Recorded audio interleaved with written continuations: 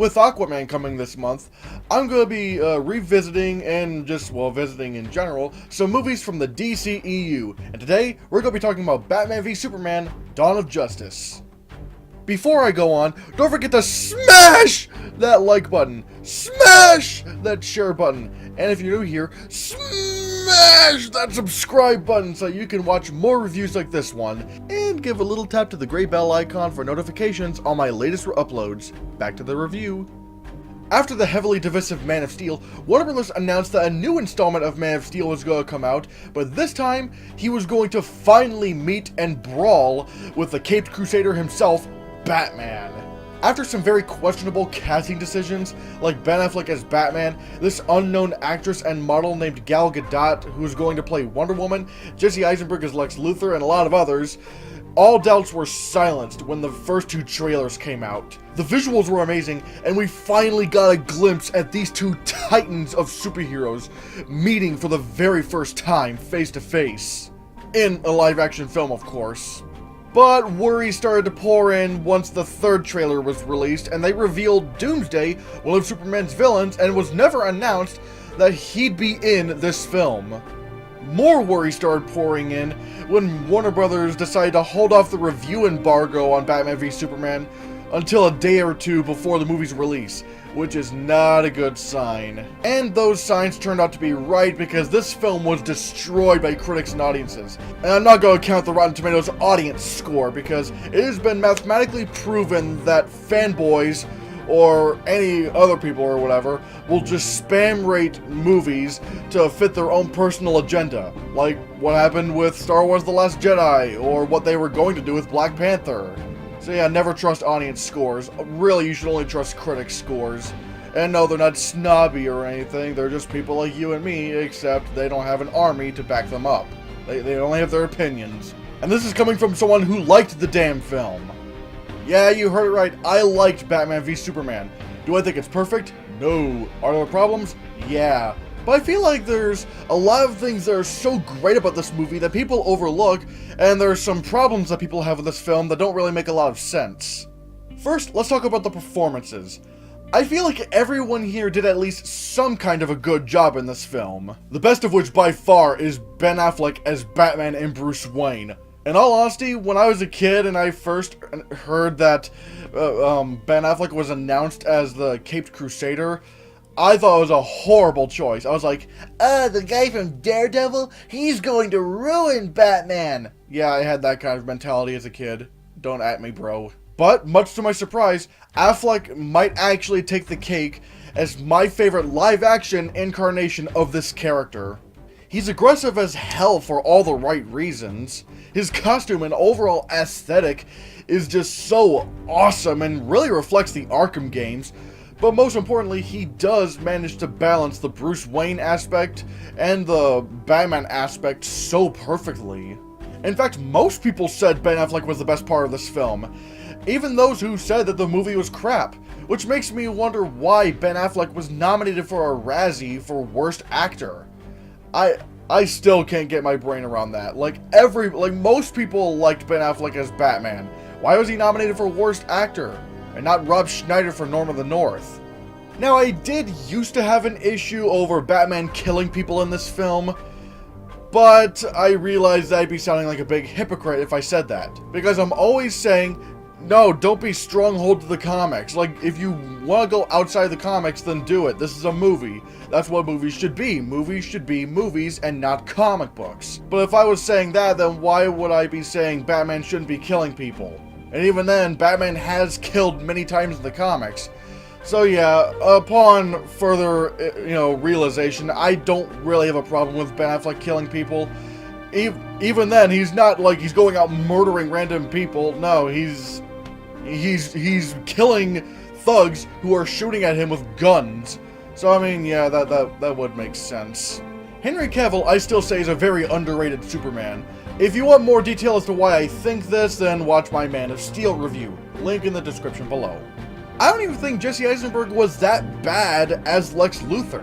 It's nothing like the Lex Luthor we've seen in the comics, but in this version, he's not giving a bad performance. But this does lead me to my main issue with Batman v Superman. There are too many stories in this movie. You have the Batman v Superman story, and you have the Lex Luthor Doomsday story.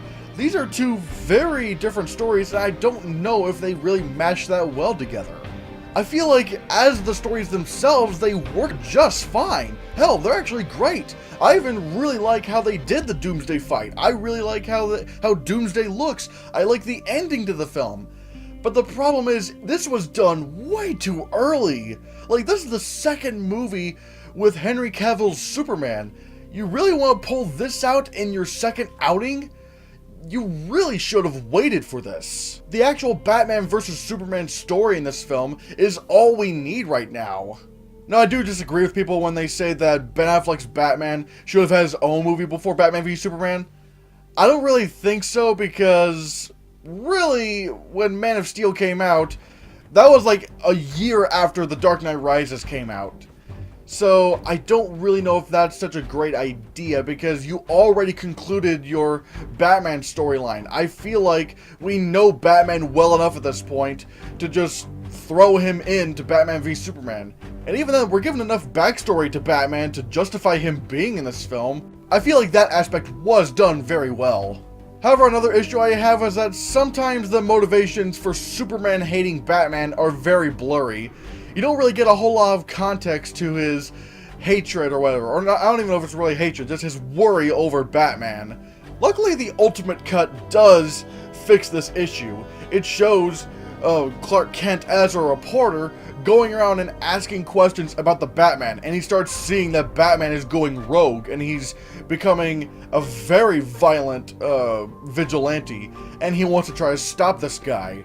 That, I feel like, should have stayed in the film. The Ultimate Cut may be around 3 hours long, but for me, it is worth the runtime if you're going to get a more complete story. Now, I will say one of the issues I never got was the Martha scene. I actually thought that scene was done really well. And I do feel like people misinterpret that scene as Superman and Batman become friends once they find out their mothers have the same name. No, I don't really think so. If you want more detail into this, then I would suggest watching John Campia's video. I just stumbled across his video and I was like, oh wow, he actually agrees with me on this. Again, link in the description below. It's called Defending the Martha Scene from Batman v Superman or something like that. Whatever. The way I interpreted it was that Batman wasn't flipping out because, Superman's mother has the same name as his mother, but rather he started realizing that this guy, this monster who destroyed Metropolis, even though it was mostly General Zod that was throwing Superman into buildings, but whatever. This guy, who Batman views as a monster, is pleading for the life of someone else in his dying breath. Someone just throws themselves over Superman, saying don't kill him or anything, and when it's revealed that Martha is his mother's name, showing that Superman has a mother and he is trying to save her, and he's, not a bad guy. That's what Batman was flipping out over when he realized that Martha was Superman's mother's name.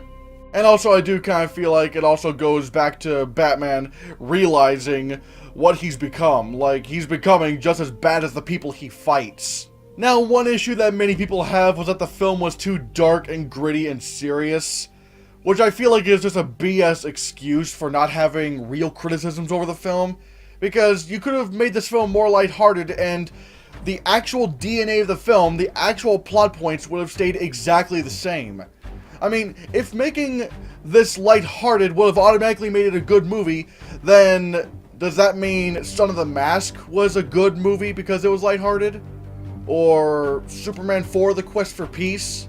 Batman and Robin? What about the Dark Knight trilogy? Those were dark and gritty, and nobody complained about that. The Captain America sequels? Yeah, there were some jokes, but overall they were some of the darkest in the MCU, and nobody complained about those. Or what about Logan? Logan was nominated for Best Adapted Screenplay at the Oscars, and you're gonna tell me that Batman v Superman failed because it was dark and serious, even though Logan was too? In fact, it might have been even darker? I mean, come on. Think of real criticisms for the film. Batman v Superman was ultimately nominated for 8 Razzies, winning 4. And most of the awards that it did lose to, including Worst Actor, Worst Director, and Worst Picture, went to Dinesh D'Souza's right-wing propaganda piece, Hillary's America, The Secret History of the Democratic Party. Which, yeah, rightfully deserved. But I still don't get why Batman v Superman was nominated for Worst Picture and all those other categories. Like, Batman v Superman was nominated for Worst Picture, and yet Norman the North didn't get nominated, or God's Not Dead 2, or 9 Lives. Seriously, tell me one legit thing that Norman the North did legitimately better than Batman v Superman. Batman v Superman's disappointment doesn't count. Disappointment and the actual overall quality of the film are two completely different things. I mean, can you really say that there's anything good about Norman the North, or at least something it did better than Batman v Superman? Because I sure can't. However, for some reason, Batman v Superman also beat Hillary's America for worst screenplay. Like, really? Hillary's America was a complete incoherent mess. How did it beat it? In short, I like Batman v Superman.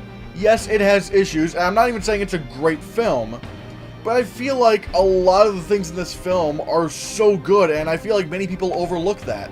So, I'm going to be giving the theatrical edition of Batman v Superman a 7 out of 10, and I'm going to be giving the Ultimate Cut an 8 out of 10.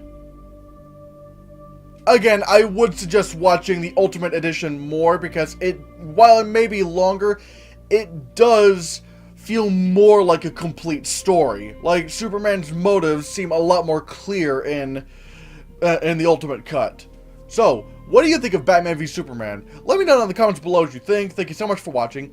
Give this video a like, share the video so we can get the channel circulated. Don't forget to support my Patreon on my Patreon page, or if you can't do that, then consider supporting me through my PayPal donation button in the description below. And if you want to see more, click this.